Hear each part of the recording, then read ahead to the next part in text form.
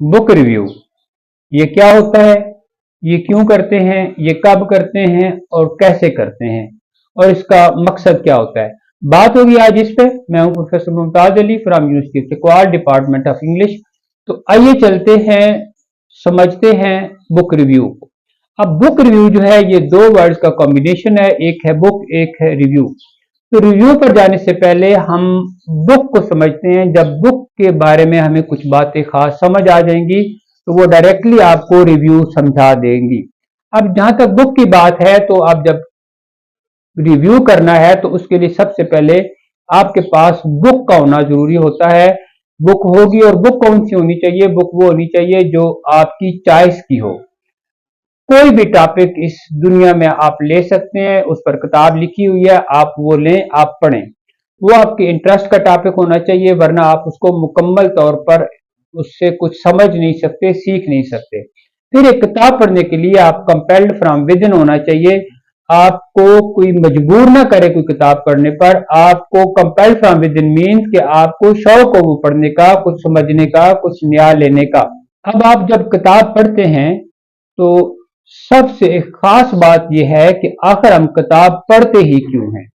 तो इसके बारे में याद रखिएगा कि हम जब किताब पढ़ते हैं तो हम उसमें जो रीडिंग करते हैं वो तीन तरह की करते हैं। एक रीडिंग द लाइन करते हैं, यानी आप जस्ट उसको पढ़ रहे हैं और जहन में उसकी ट्रांसलेशन समझ रहे हैं।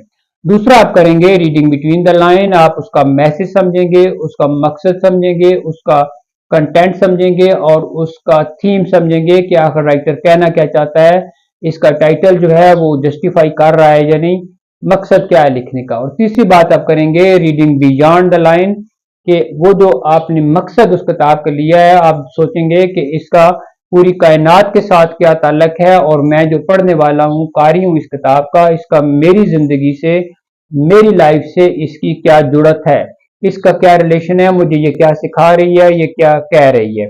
जब आप ये बात ध्यान में रखते हैं तो आपको ये भी समझना चाहिए कि एक राइटर ने जो किताब लिखी है, फर्ज करें 5 सालों में आपने उसकी reading the line, reading between the line और रीडिंग बियॉन्ड द लाइन एक दिन में कर दी, 2 दिनों में कर दी, एक हफ्ते में कर दी, एक महीने में कर दी, 5-6 महीनों में कर दी। 5 साल के अंदर लिखी गई किताब को आपने एक महीने में पढ़ दिया है अगर, तो उस किताब ने आपको अपनी जो मेंटल एज है, आपकी आपकी जो सोच है, जो मेंटल एज है, उससे उस किताब ने आपको 5 साल आगे जाके मेच्योर कर दिया है। इसी तरह दुनिया में जितनी भी किताबें लिखी गई हैं, अगर किसी ने 2 सालों में किताब लिखी है और आपने वो पढ़ी है, तो उस राइटर ने आपको, उस किताब ने आपको 2 साल अपनी मेंटल एज से आगे जाके मेच्योर कर दिया है। किसी ने 10 सालों में किताब लिखी है तो वो किताब आपने पढ़ी है, आपने जितना भी टाइम उस पर लगाया है, उस किताब ने आपको 10 साल आगे ले जाके मेच्योर कर दिया है। वो मेच्योरिटी जो है वो आपकी सोशल मेच्योरिटी हो सकती है, आपकी पॉलिटिकल मेच्योरिटी हो सकती है, आपकी मॉरल और एथिकल मेच्योरिटी हो सकती है, आपकी रिलीजियस मेच्योरिटी है, वो आपकी इकोनॉमिकल मेच्योरिटी हो सकती है, वो आपकी इमोशनल मेच्योरिटी हो सकती है, वो आपकी इंटेलेक्चुअल मेच्योरिटी भी हो सकती है, वो आपकी नाम्स और वैल्यूज से जुड़ी हुई मेच्योरिटी भी हो सकती है, वो आपके की जो कल्चरल एक होती है मेच्योरिटी, उससे भी वो चीजें जुड़ी हुई हो सकती हैं। इवन आपकी साइकोलॉजिकल मेच्योरिटी भी हो सकती है। आपकी जो थॉट्स हैं और जो थिंकिंग है, वो उनमें भी मेच्योरिटी आती है उन चीजों को पढ़ के। तो जब ये सारी चीजें होती हैं तो आपका चीजों को देखने का रंग ढंग, जो तरीकाकार है, वो बदल जाता है। आपकी सोच बदलती है, आपका एटीट्यूड बदलता है, आपका रवैया बदलता है, आपकी जिंदगी बदलनी शुरू हो जाती है। आप चीजों को देखने का जो अंदाज है वो बदल लेते हैं। जब ये सारी चीजें आपके अंदर आती हैं तो किताब ने आपको किया अपील, किताब ने अपना जो उसका आपने देखा कि इसका जो टाइटल है वो जस्टिफाइड है, ये मुझे जिंदगी के लिए जिंदगी जीना सिखा रही है ये किताब। अब मैं ये चाहता हूं कि ये किताब मेरे से जुड़े हुए सारे लोग पढ़ें। तो आप कुछ कहना चाहेंगे, आप कौन सा तरीका अख्तियार करेंगे, उस तरीके को कहते हैं बुक रिव्यू। अब आप उसको लिखेंगे या जुबानी करेंगे। अब आप बुक रिव्यू जुबानी भी कर सकते हैं, आप जस्ट बता सकते हैं और उसमें आपने आथर का नाम और जो टाइटल है बुक वो बता के तो आपने अपना काम कर देना होता है, आपने रिव्यू कर देना होता है। लेकिन अगर आपने उसको लिख के बताना है तो आप दोस्तों को, जब अपने से जुड़े लोग चाहते हैं कि वो उस किताब को पढ़ें, जरूर पढ़ें, उनको इससे फायदा होगा। तो आप, एक किताब ने आपको अपील किया है, आप चाहते हैं कि दूसरे भी इसको पढ़ें, तो अब आप जाएंगे बुक रिव्यू की तरफ। रिव्यू का मतलब होता है कि आपने बुक को एनालाइज करना है, बुक जो खूबियां हैं वो बतानी है, बुक से आपने क्या सीखा है वो भी आपने बताना है, बुक अपने मकसद में किस हद तक कामयाब हुई है, इसका जो टाइटल है वो किस हद तक जस्टिफाइड है, इसका हर हर पार्ट जो है वो किस तरह से आपको उसने किस क्या क्या चीजें सिखाई हैं और आप क्या आगे इसको पेश करना चाहेंगे। अब रिव्यू जो होता है ये पूरी उस किताब का एक बायोडाटा होता है, एक डाटा शीट होती है, एक रेज्यूमे होता है, एक मुख्तसर तारफ होता है, एक सीवी होता है, करिकुलम विटाए होता है। अब क्योंकि ये सीवी होता है तो इसके अंदर आपने इसको मुख्तसर करके रखना होता है, और इसकी जो लंबाई है वो 500 से लेकर 2000 लफ्जों तक हो सकती है, और ये किताब के हिसाब से इसकी लंबाई ज्यादा भी हो सकती है, कम भी हो सकती है। बताना आपने ये होता है कि आपकी इस किताब के बारे में अंडरस्टैंडिंग क्या है। दूसरी वजह रिव्यू करने की ये होती है कि अगर आपको कहा जाए किसी की तरफ से कि आपने इस किताब को रिव्यू करना है, लोगों को थोड़ा सा बताना है, या कंपनी आपको कहती है तो आप इसको रिव्यू करेंगे। अब इसके लिए आपने याद रखिएगा कि जब रिव्यू शुरू करें तो सबसे पहले जो पेज होता है उसके ऊपर आप इसकी पिक्चर लगा दें। पिक्चर से बनता है इमेज, और जब इमेज बनता है तो उसमें सारे वर्क भी होता है, और जब इमेज बनता है तो जहन में उसके बारे में पहले से ही कुछ चीजें जो है वो ब्रेनस्टॉर्मिंग होनी शुरू हो जाती है, वो एक इंटरेस्ट डेवलप हो जाती है देखने वाले की। फिर जो आपका नेक्स्ट पेज है उसके अपने ऊपर टाइटल ऑफ द बुक लिखना होता है, फिर ऑथर ऑफ द बुक, जो नाम का उसका टाइटल के अलावा किताब का नाम, लिखने वाले का नाम, पब्लिशर का नाम, कहाँ से पब्लिश की गई है और कब पब्लिश की गई है, ये लिखना होता है। ये आपका जो स्टार्ट होता है उसके ऊपर आप लिखते हैं।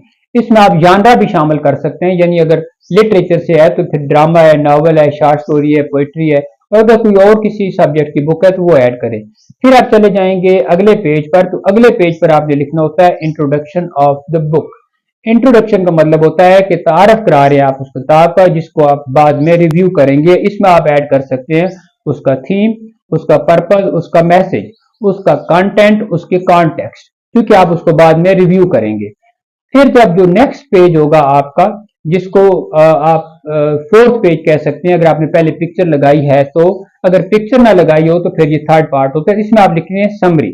समरी की जो है वो तकरीबन होती है 2 सफ़े। आपने समरी जो होती है वो शॉर्ट होनी चाहिए, रेलेवेंट होनी चाहिए, इंफॉर्मेटिव होनी चाहिए, ये टू द पॉइंट होनी चाहिए, कोई चीज इरेलीवेंट इसके नहीं होती। इसके अंदर आपको क्लैरिटी ऑफ थॉट होनी चाहिए, कंसाइजनेस होनी चाहिए, कोहेरेंस होनी चाहिए, कंपैक्टनेस होनी चाहिए, कंक्रीट होनी चाहिए समरी।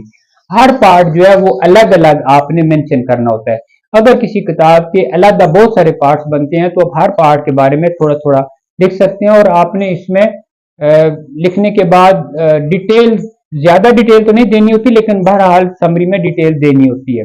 फिर इसके बाद जो नेक्स्ट पेज होगा उसमें आपने एवेल्युएट करना होता है। एवेल्युएट का मतलब होता है कि आपने अपनी राय देनी होती है, अपना ओपिनियन देना होता है कि किताब किस हद तक अपना मकसद बयान करने में कामयाब हुई है, इसने किस हद तक आपको अपील किया है, आपकी जो जिंदगी है, आपकी जो सोचें हैं उनको इसने किस तरह मुतासर किया है, वो कैसे बदली हैं। ये इसकी किताब की जो तजिया करना होता है आपने, यहाँ पर आप जो उसके पॉजिटिव एस्पेक्ट्स है वो भी लिख सकते हैं, जो नेगेटिव एस्पेक्ट्स हैं वो भी आप लिख सकते हैं। ये आप पे डिपेंड करता है कि आप क्या लिखना चाहते हैं। इसके यानी प्लस माइनस दोनों आपने ऐड करना होता है। और ये इसके अंदर आपने जो किताब की स्ट्रेंथ होती है वो भी बतानी होती है, कमजोरियां जो है वो भी आपने बतानी है। इस किताब ने आपको क्यों अपील किया, इस किताब में क्या ऐसा है जो आपको अपील किया, और आपके अंदर कौन कौन सी बदलाव आए हैं, कौन कौन सी चीजें बदली हैं। आपने चीजों को आया इसको पढ़ने से पहले, किताब को पढ़ने से पहले और किताब के पढ़ने के बाद आपकी जिंदगी में, आपकी सोच में, आपके वे ऑफ लिविंग में, एटीट्यूड में, बिहेवियर में, आपकी डीलिंग में, आपके इमोशंस में, आपके सोशल कल्चरल पॉलिटिकल सेटअप में, और आपकी डीलिंग में, जिंदगी में, ओवरऑल एटीट्यूड में क्या फर्क आया। अगर फर्क आया है तो इसका मतलब यह है कि इस किताब ने आपको अपील किया है। और अब ये आप ये भी बता सकते हैं कि ये आप किताब जो है ये बाकी किताबों से बेहतर कैसे है, जो इसी तरह के और टॉपिक्स पर लिखी गई उनसे ये बेहतर कैसे है, अगर बेहतर है तो कैसे बेहतर है। फिर जो नेक्स्ट आपका जो स्टेप होगा वो होता है रिकमेंडेशन का, कि क्या आप इस किताब को पसंद करते हैं। अगर आप पसंद करते हैं तो आपने उसकी वजह बतानी होती है, और क्या है खास है इस किताब में जो आपको पसंद आया है, और आप ये चाहते हैं, आप ये रिकमेंड करते हैं कि दूसरे लोग भी, जो जितने भी आपसे जुड़े हुए लोग हैं, वो आपके इस किताब को पढ़ें और वो इससे क्या लर्न करेंगे। लेकिन ये जो एक किताब से जो लर्निंग होती है वो वेरी करती है पर्सन टू पर्सन। हर बंदा हर किताब से एक ही तरह की चीजें नहीं सीख सकता, और हर किताब जो है वो हर बंदे के लिए नहीं होती। हर बंदे का पढ़ने का अपना तरीका होता है, उसको चीजों को लेने का, उनको देखने का वो एक अंदाज होता है। और ये अमूमन कहा जाता है कि a page well read is better than a book thoroughly read. जब आपने बुक रिव्यू करना है तो उसको आपको वेल रेड करना होता है। वेल रेड का मतलब होता है कि आपने उसको अंडरस्टैंड किया होता है, आप उसको इन डेप्थ जाके चीजों को समझते हैं।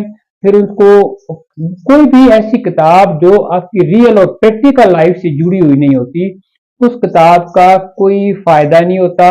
वो किताब जो होती है वो जीरो किताब होती है। और याद रखिएगा कि एक किताब के अंदर जितने वर्ड्स होते हैं, कितनी उसके अंदर दुनियाएं होती हैं, इतने उसके अंदर जहान होते हैं, इतने नए नए उफक खुलते हैं, नई नई गिरें खुलती हैं। और ये किताब जिसको आप बुक रिव्यू करेंगे, ये आपकी जो थॉट्स आ रही हैं उनको रिप्लेस करेगी आपकी थिंकिंग से। थॉट और चीज होती है, थिंकिंग और चीज होती है। थॉट्स आपको आती रहेंगी, थिंकिंग आपने कॉन्शियसली करनी होती है, और बुक यही सिखाती है। और उसी किताब का बुक रिव्यू करें जो आपको ये सिखाए। अगर आपको वीडियो पसंद आए तो लाइक एंड शेयर करें, एंड थैंक्स फॉर वॉचिंग।